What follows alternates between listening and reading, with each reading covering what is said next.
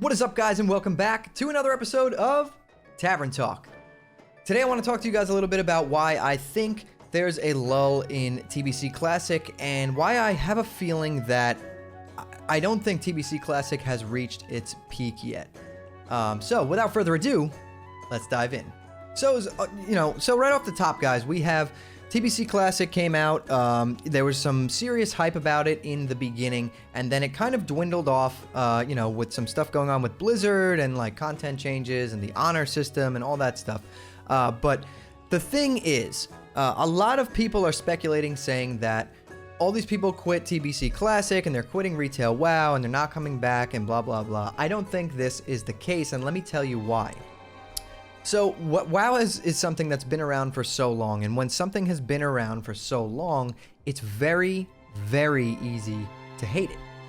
Anything that's been around forever, you are going to find a side of people that absolutely despise it, a side of people that love it, and then there's the middle ground of people who love it but talk about it like they hate it because they can't seem to grab hold of the memories they had that were good and bring them back. They just don't get the same enjoyment out of it. However, in this case, I think that a lot of things are different. We have New World coming out in about 6 days. A lot of people are really hyped for that. The WoW killer, blah, blah, blah. And don't get me wrong, New World is a great game and it's going to be a lot of fun. The thing is, and what happens with most modern MMO releases is, if you look on YouTube right now, you can find guides to min-max the hell out of New World already. It's not even out. The game is solved. If you want to plow through to the end game, level up as fast as possible, you can. You can watch these guides and do that. And what that really does is it kind of destroys the sense of adventure and figuring things out on your own. And that's what makes these games fail, so early on. And back when WoW first came out, it came out in a different era.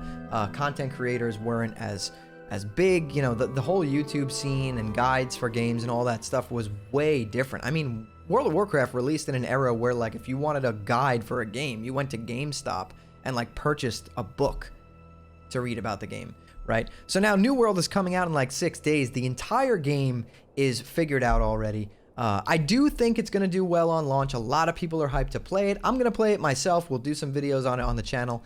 But I think that hype is going to die down very quickly. And I think what's going to happen is people are going to realize that the reason they were playing WoW mainly is for the nostalgia and because they know the game. And yes, everything is figured out, but now there's new things to figure out. There's new competition, really. And the competition isn't figuring things out fast anymore. It's figuring out how to do things the fastest way possible, or how to, absolutely optimize your character's DPS, or how to optimize your keybinds and your gameplay in Arena. There's other things to figure out. And I think that what's going to happen is that hype for New World is going to die out very quickly, simply because the game is already figured out.